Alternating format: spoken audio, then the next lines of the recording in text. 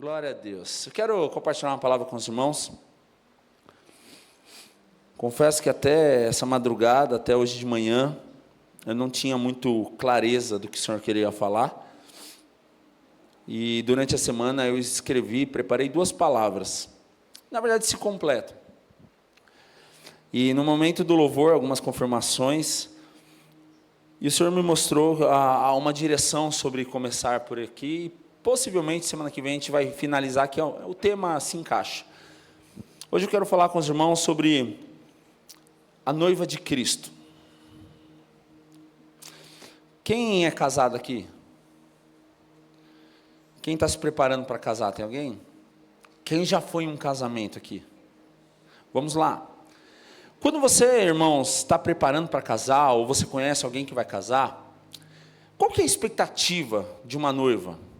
Marcar salão de beleza, alugar vestido, tantas expectativas, estratégias, sim ou não? Quantas outras coisas aí, mulheres, me ajudam? Cabelo, né? Sapato, véu, decoração, tem maquiagem, tem muita coisa, gera uma expectativa para gerar um ambiente, para gerar o dia especial da sua vida. Isso é saudável, isso é natural, isso é o papel de uma noiva. Ela se preparar para o grande dia onde ela vai encontrar o noivo e algo vai ser transformado lá. Da mesma forma, irmãos, deveria ser nós como igreja, porque a Bíblia ela aponta Cristo como noivo e a igreja como a noiva de Cristo. A igreja somos nós. Agora deixa eu te fazer uma pergunta, você que já é casado, você que vai casar. Você casaria com alguém que chega hoje dia 8? Nossa, 10h56, 2 horas da tarde eu vou casar, eu esqueci. Vai lá, abre o guarda-roupa, pega o vestido, pode ser esse vestido mesmo aqui, xadrez, quadriculado, esse florido aqui, o que tá bom, é para o noivo, ele entende, ele me ama assim mesmo. Você casaria com alguém relaxado desse jeito? Agora eu quero te fazer uma pergunta. Você acha que o noivo, Jesus, ele casaria com uma noiva relaxada desse jeito? Você já parou para pensar que muitas vezes nós temos nos comportado como noiva desse jeito? É para Deus, tanto faz, de qualquer jeito Deus recebe. A grande pergunta é, Jesus vai se casar com uma noiva relaxada, com uma noiva que não tem temor, uma noiva que não se prepara, uma noiva que não ama verdadeiramente? Porque nós vemos, irmãos, num casamento convencional, um casamento natural, que há um preparo, há uma expectativa, há algo que é gerado, porque é um dia muito importante, onde, por mais que há um grande investimento que vai durar apenas poucas horas naquele ambiente, daquela festa, é uma expectativa tão grande, porque ela vai ter um encontro com o noivo, e aquilo vai ser selado a algo, vai ser transformado em algo, e vai mudar a vida dela para o resto da vida, vai mudar o nome dela para o resto da vida, vai mudar o estado civil para o resto da vida. Se nós muitas vezes levamos a sério, infelizmente, esse mundo tão perdido, hoje perdeu um pouco esse valor, mas normalmente, de uma forma conservadora, sim. Por que com Cristo, muitas vezes, nós estamos de qualquer jeito? Não, é para Jesus. Você se apresenta para Jesus de qualquer jeito. Você quer ter um relacionamento com Jesus de qualquer jeito. A grande pergunta é, nós nos casaríamos com uma noiva toda suja, bagunçada, manchada, relaxada, cheia de sujeira? Eu acredito que a sua resposta é igual à minha, não. E por que a gente é ingênuo, às vezes, achar que Jesus vai casar com uma noiva desse jeito? Efésios capítulo 5, versículo 27. Efésios no capítulo 5, lemos essa semana, inclusive, quando está falando no momento sobre o marido e a mulher, ele faz uma analogia e ele aponta para Cristo. Ele fala, o marido ele tem que amar a esposa como Cristo amou a igreja. Como Cristo amou a igreja? Se entregando por ela.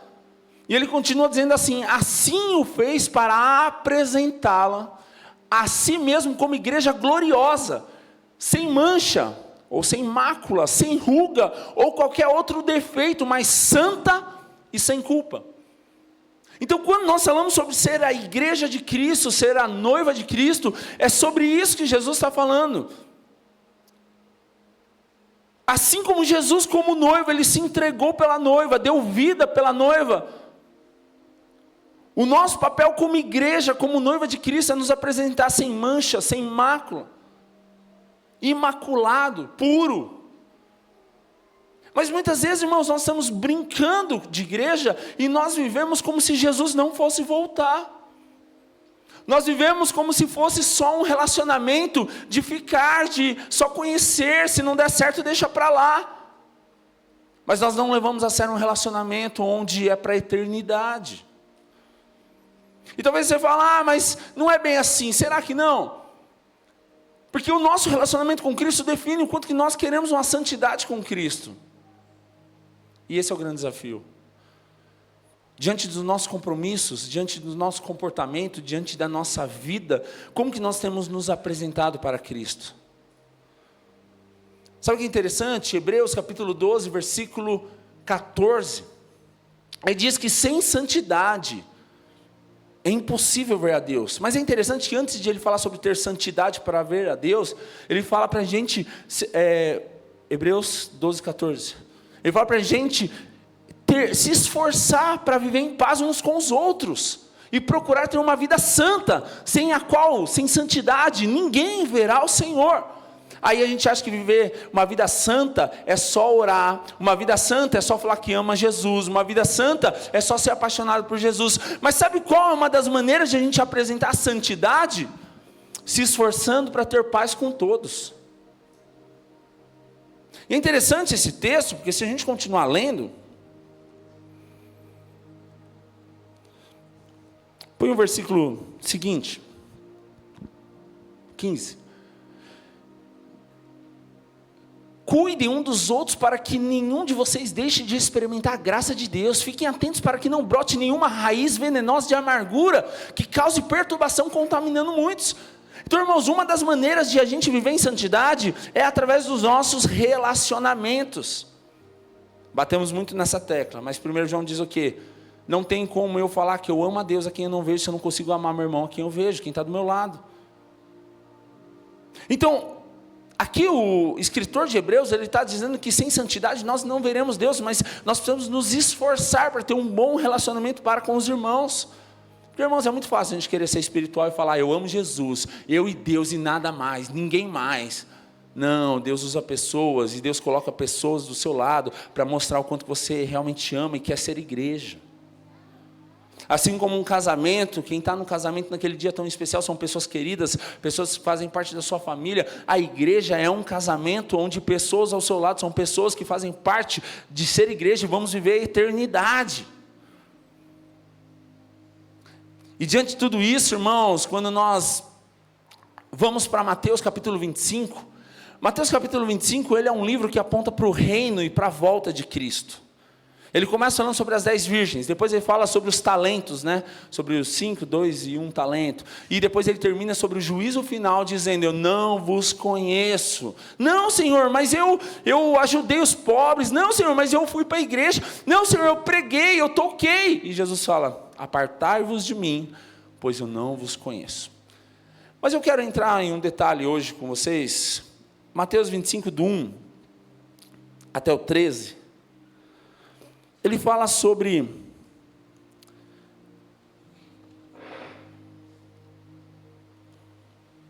as 10 virgens. Eu quero ler esse texto, essa é a base da nossa palavra hoje. Diz assim, quem achou diga amém. Então o reino do céu será como as 10 virgens que pegaram suas lamparinas e saíram para encontrá-lo-se com o noivo. Quantas virgens tinham? Sabe algo em comum que nós vemos nesse texto, irmãos? As 10 eram virgens, tá? Não é que 5 eram virgens, 5 estavam bagunçadas, 5 estavam perdidas, 5 estavam desinteressadas. Não, até aqui são 10 virgens. Elas são idênticas naquilo que elas estão indo fazer e naquilo que elas são. E de 5 delas eram insensatas e 5 prudentes. Por que está classificando 5 insensatas e 5 prudentes? Pelo que elas vão viver agora, que nós vamos ler. E diz assim, as 5 insensatas imprudentes não levaram óleo suficiente para as lamparinas, porque naquele tempo não era igual a energia elétrica, né? Para manter a luz acesa era o óleo. E diz, mas as outras 5 tiveram bom senso, foram prudentes de levar óleo de reserva. E à meia-noite foram acordadas pelo grito, vejam, o noivo está chegando, saiam para recebê-lo.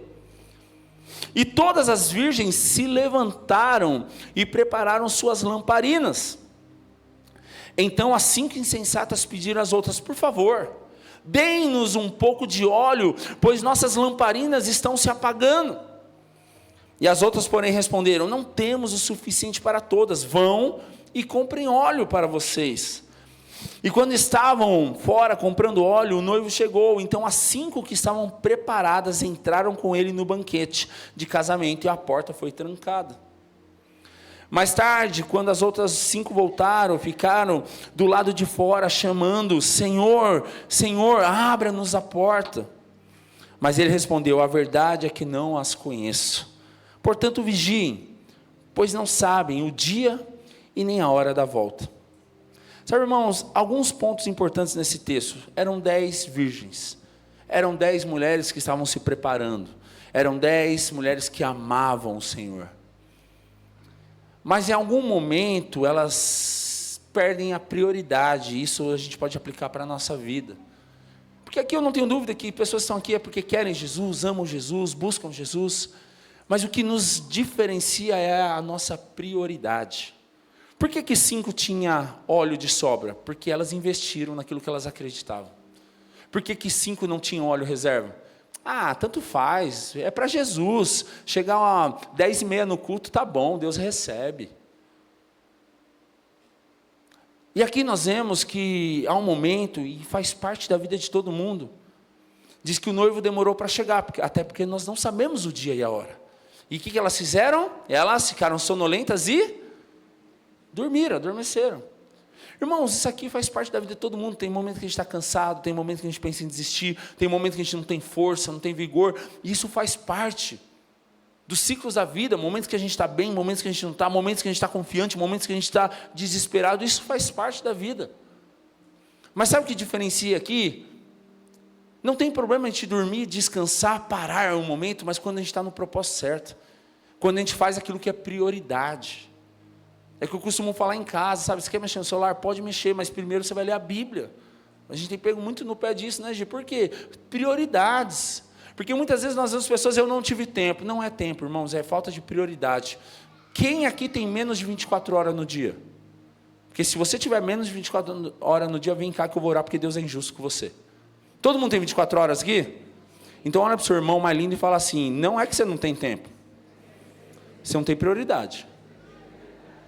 Porque se você não leu a Bíblia ontem, não é porque você não teve tempo, é porque alguma coisa era mais importante do que ler a Bíblia. Eu não estou te julgando, mas é uma decisão sua. Agora, por favor, não fala que você não teve tempo, isso é mentira. Você teve tempo. Tem dia que eu acordo 5 horas, 6 horas da manhã, 5 horas da manhã para ler, porque é a hora que eu tenho. Então não é que você não tem tempo, você não tem prioridade.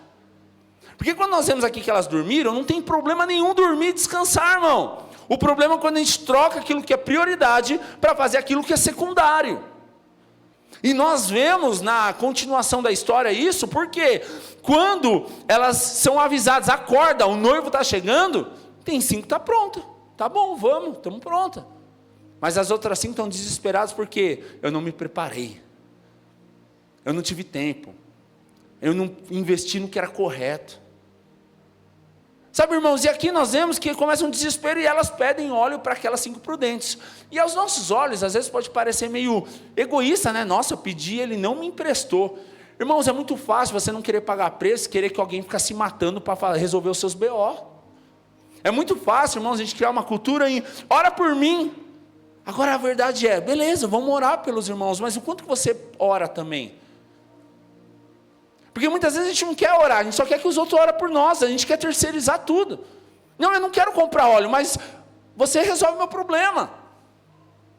E se não faz a minha vontade, eu estou chateado, eu vou embora. E nós vemos aqui que é exatamente 5 imprudentes insensatos que estão assim: eu não me preparei, eu não paguei o preço, mas eu quero ter o direito, me dá aí. Isso é um problema na nossa geração, irmãos, porque muitas vezes a gente quer ter um encontro com Jesus, mas não quer pagar preço. Quando nós falamos de casamento, um casamento que você vai, glorioso, lindo, maravilhoso, teve preço, teve dedicação, teve prioridades. Muitas vezes para pagar um casamento, você abriu mão de comer uma pizza, abriu mão de comprar meia, cueca, Abriu mão de comprar uma calça. Parece coisa simples, mas são coisas que lá na frente vai fazer a diferença. Então, diante de tudo isso, irmão, nós temos que ver o que é a nossa prioridade. Porque aquelas 5 que estavam preparadas, elas dizem, vão e comprem óleo para vocês. Parece egoísta isso, né? Ai, a igreja não se importa comigo. Ai, porque na hora que eu mais precisei, o irmão não me ajudou. Irmãos, é muito cômodo a gente querer que as pessoas resolvam o nosso problema e a gente não está disposto a ter uma intimidade, um relacionamento com Cristo. Parece duro isso, mas a gente criou um hábito que, se eu estiver frustrado, alguém é culpado pela minha frustração. A gente gosta de terceirizar isso. E diante desse texto, irmãos, nós vemos que, quando elas saíram para comprar óleo, o noivo chegou e as portas foram fechadas. O problema nosso, irmãos, é que às vezes a gente vive como se Jesus nunca fosse voltar. Não, amanhã eu peço perdão, amanhã eu resolvo, amanhã eu vou, amanhã eu chego no horário. Irmãos, aqui diz que ela chegaram atrasada. Tinha lá um diácono, seja bem-vindo às bodas do Cordeiro, seja bem-vindo ao encontro com o noivo. Tinha isso? Não, a porta estava fechada. Sabe por quê? Nós precisamos ter prioridade de valorizar aquilo que realmente é importante. Nós vemos uma geração que a gente gosta de valorizar aquilo que é ruim. Não, não tem problema não, é assim mesmo. A gente deixa as pessoas mal acostumadas para viver de uma forma errada. Mas aqui nesse texto nós aprendemos que é sim, sim, não, não. Não chegou no horário, está fora. Ai, se a igreja chegar um dia que 10h05 a porta estiver fechada, você vai pôr no Facebook, igreja não ama mais a cidade. Ah, antes essa igreja me amava, agora não quer saber mais, não ama mais. Amém, irmãos? É isso ou não? Se você chegar, é assim. Se você chegar aqui, a porta estiver domingo que vem, ou hoje, 6h da tarde, 6h01, a porta estiver fechada, essa igreja não é mais como a mesma. Não me ama mais como me amava. Essa igreja, na hora que eu mais precisei, virou as costas. Essa eu estou dando exemplo, mas pode ser qualquer igreja da cidade, tá? Não estou falando sobre a denominação local, estou falando sobre a igreja do Senhor. Sabe por quê? A gente ficou mal acostumado, a gente quer chegar atrasado e quer sentar na janelinha. Essas 5 mulheres virgens, mulheres que não era qualquer mulher, elas chegaram atrasadas e ficaram fora. Sabe, irmãos, às vezes a gente perde o temor, a gente perde a responsabilidade. E eu falo isso naturalmente também, irmãos. Às vezes eu vou fazer casamento, tem padrinho que chega depois da noiva. Tem irmão que vai assistir o casamento, que a noiva vai entrar, ele passa na frente entrando, sabe? Ridículo, não tem respeito. E a gente vive uma geração com Cristo dessa maneira. Você acha que Jesus é seu mordomo, que tem que fazer o que você quer, e se não fizer, eu vou para outra religião. A gente vive uma forma mal acostumada, que a gente acha que Deus tem que fazer o que a gente quer, e se Deus não fizer, eu estou chateado, Deus não é mais o mesmo, Deus não me ama. Irmãos, nós não fomos chamados para ter um Senhor que nos serve, nós somos chamados para servir Ele, nós somos o mordomo. Sabe por que você não falou amém? Porque isso custa algo. Agora se eu falasse, Deus te trouxe aqui porque você vai sair abençoado, você tinha pulado na cadeira. Você vê como que está as coisas? A gente mudou tudo. Sabe por que a gente gosta? Não, Deus te trouxe aqui e hoje Ele vai fazer uma multiplicação, você vai ficar milionário. Você vai dar pulo de alegria aí. Agora se falar, Deus te trouxe aqui porque você precisa perder. Ai, não gosto mais disso. Insensível esse pastor. Mas irmãos, quando nós lemos sobre o reino de Cristo, não está falando sobre o quanto que nós vamos ganhar. Reino é esforço, reino é preço, reino é dedicação, reino é compromisso, reino é prioridade. E é sobre isso que está dizendo. Por isso ele termina dizendo assim, vigiem, pois nós não sabemos nem o dia nem a hora. Mas muitas vezes nós estamos vivendo como se Jesus não fosse voltar. Estamos vivendo como se a vida é isso, se resume em nascer, comer, ir no banheiro, e acordar, dormir e acabou. Irmãos, tragédia não é morrer não. Tragédia é viver uma vida inteira sem propósito. Tragédia não é o dia que você estiver no caixão não, porque se você cumprir o propósito, isso é bênção, isso é vitória. Tragédia é você viver uma vida toda sem propósito, sem um porquê, não sei o que eu estou fazendo. Quando Efésios 5 diz sobre se apresentar como uma igreja pura, limpa, sem mácula, isso aponta para o que nós estamos vivendo nesses dias, irmãos? A grande pergunta que nós fazemos hoje é como que está a noiva de Cristo?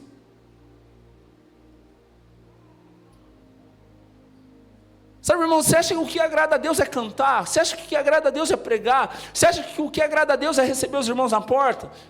Isso só vira ativismo religioso, se não tiver vida em santidade. Sabe por que muitas vezes a gente vem para a igreja, irmãos? Porque a gente criou um conceito religioso, e você sabe do que eu estou dizendo. Eu vou na igreja de manhã, eu ia falar culto, mas não é culto. Eu vou na igreja de manhã, e eu já me sinto bem, eu já cumpri meu papel, agora eu posso fazer tudo o que eu quero, eu posso viver a minha vida, ninguém manda em mim, e está tudo bem, eu já cumpri meu papel. Mas será que é sobre isso que Jesus está nos chamando? Será que ser igreja se resume a vir domingo 10 horas da manhã e sair 11h30? Ou será que o Senhor quer mais de nós? A grande pergunta é: como que está a igreja de Cristo? Como está a noiva de Cristo? Porque o noivo um dia vai voltar para buscar a noiva, e o noivo vai estar no altar esperando a noiva. Que tipo de noiva vai se apresentar a Cristo? Uma noiva que viveu com intriga, briga com todo mundo, com amargura? Uma noiva que expressa o coração de Deus? Sabe, irmãos, nós temos orado nesses dias. Em janeiro nós fizemos 21 dias de jejum e oração. Para quê? Para mudar nós. Não é para mudar o irmão do nosso lado, não é para mudar as pessoas, não é para mudar nós precisamos mudar. Todo mês agora, os primeiros 7 dias, do dia 1 ao dia 7, nós vamos ter um tempo de primícia, de jejum e oração, de leitura bíblica. Mas sabe o que me deixa mais indignado? Não precisa levantar a mão, mas ouso dizer que 80% que está sentado aí não leu João, que a gente leu em janeiro. Não leu Efésios, que a gente leu agora no início de fevereiro. Sabe por quê? Não teve tempo. Porque não é tão importante assim. Eu vou domingo, eu pego já tudo mastigado e eu não preciso pagar preço. Essa é a noiva que está sendo gerada para Cristo. Você acha que essa é a noiva que o Senhor espera?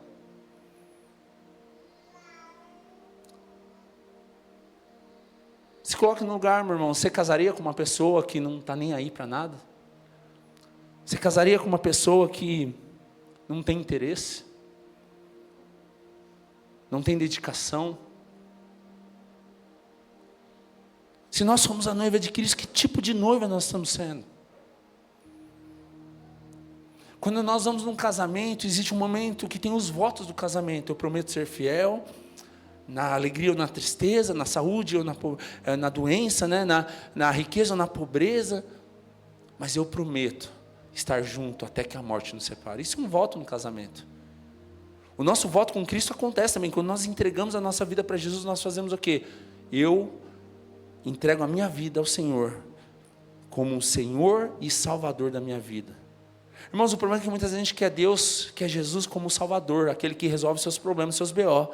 Vai para Jesus que Ele vai salvar você. Vai para Jesus que você vai ser feliz. Vai para Jesus que Ele vai resolver os seus problemas. Salvador, salva.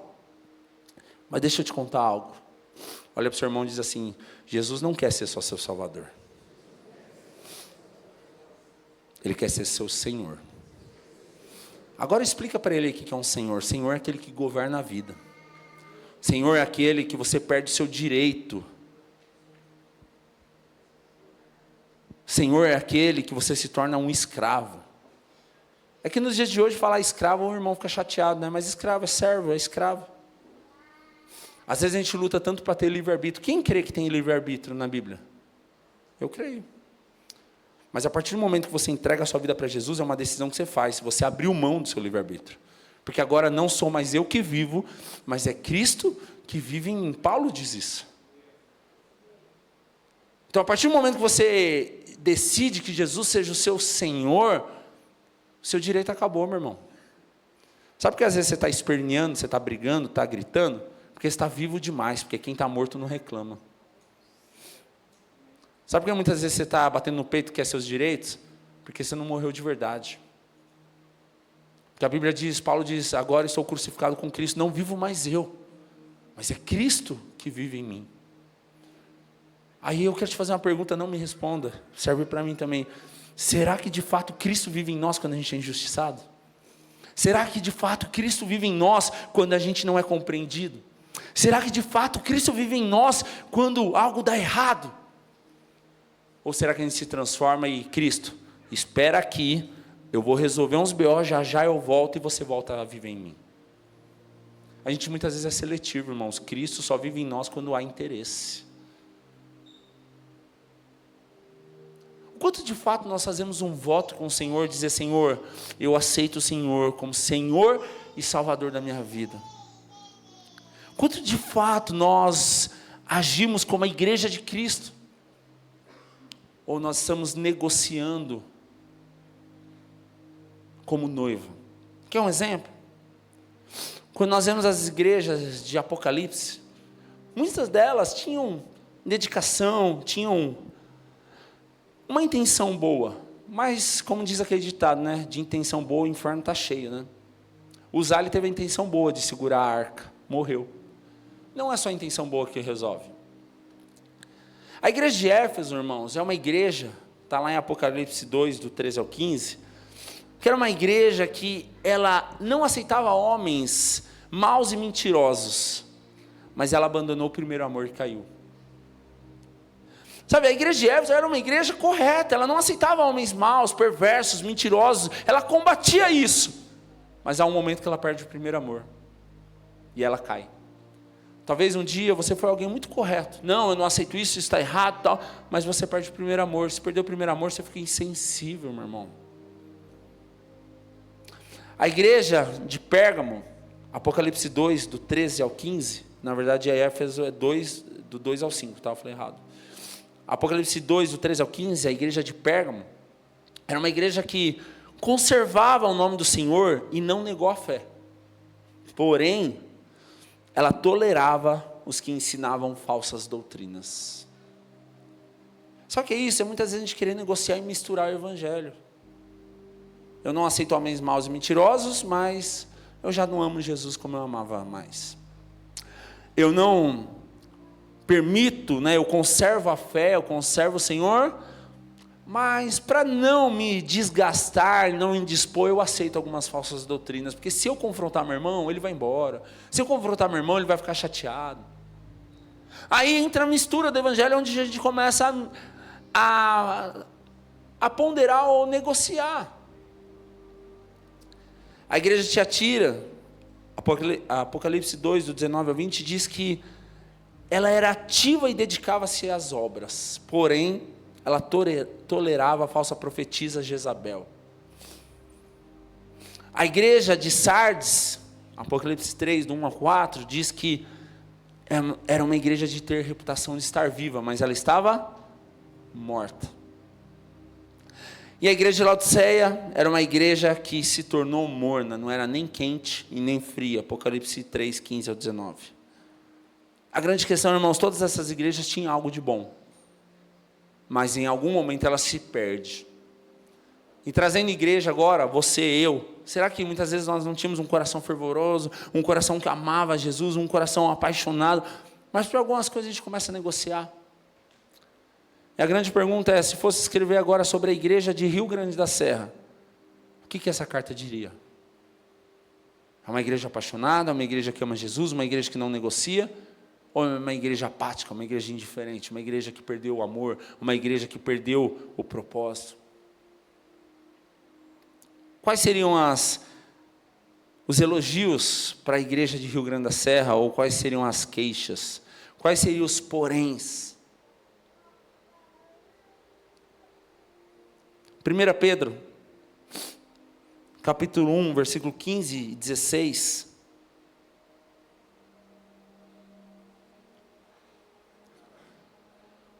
Diz assim, agora, porém, sejam santos em tudo que fizerem, como é santo o Senhor, aquele que os chamou.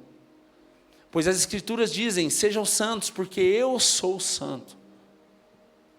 Irmãos, é interessante que esse texto diz, sejam santos em tudo que fizeres. Seja santo no relacionamento, seja santo no secreto, seja santo em qualquer lugar que você estiver. Esse é o chamado para a noiva de Cristo, esse é o chamado para a igreja de Cristo. E quando nós somos santos, nós nos apresentamos ou estamos prontos para ter um encontro com o Senhor, com o noivo, sem mácula, sem rugas, totalmente santo e irrepreensível. E quando eu declaro isso, quando eu digo isso, irmãos, a Bíblia diz, não sou eu, não é sobre ser perfeito, até porque perfeito na Bíblia, quando há momentos que falam sobre perfeição, não está falando sobre não ter erros, está falando sobre ser maduro. Não é sobre não ter falhas, mas é sobre não viver diante disso como se fosse uma realidade, uma iniquidade. O que é iniquidade? Iniquidade é todo aquele pecado que era passageiro, se torna uma realidade, você se acostuma com ele e ele não te incomoda mais. É aquilo que não tem nada a ver, é normal, e você esfria por causa disso.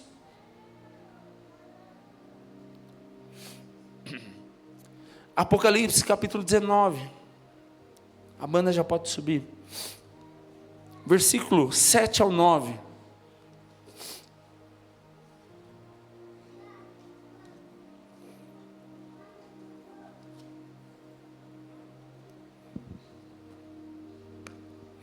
Apocalipse 19, do 7 ao 9, diz assim: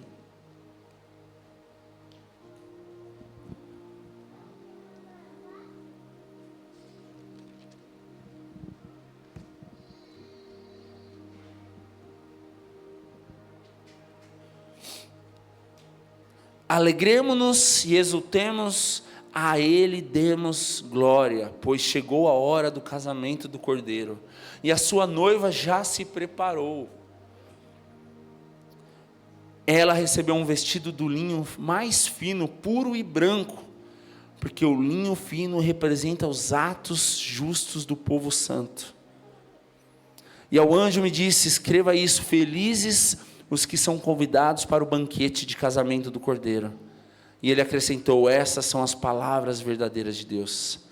Quando fala, irmãos, sobre vestido fino, linho fino, vestes fala sobre santidade. Vestes brancas fala sobre santidade.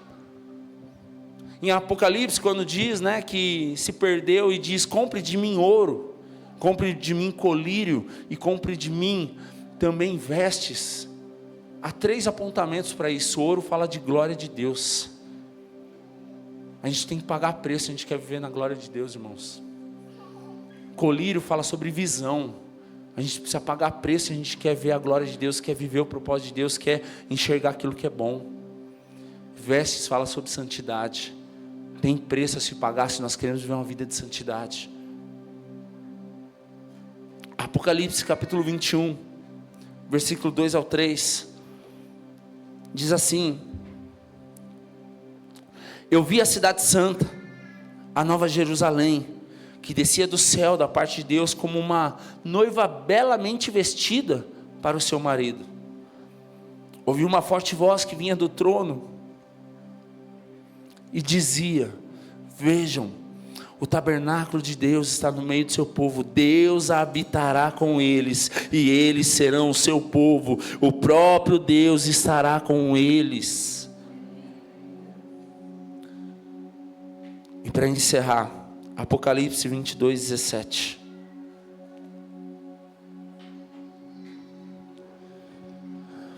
O Espírito e a noiva dizem: vem. Que todo aquele que ouve diga: vem. Quem tiver sede, venha. Quem quiser, beba de graça da água da vida. Feche seus olhos por um instante.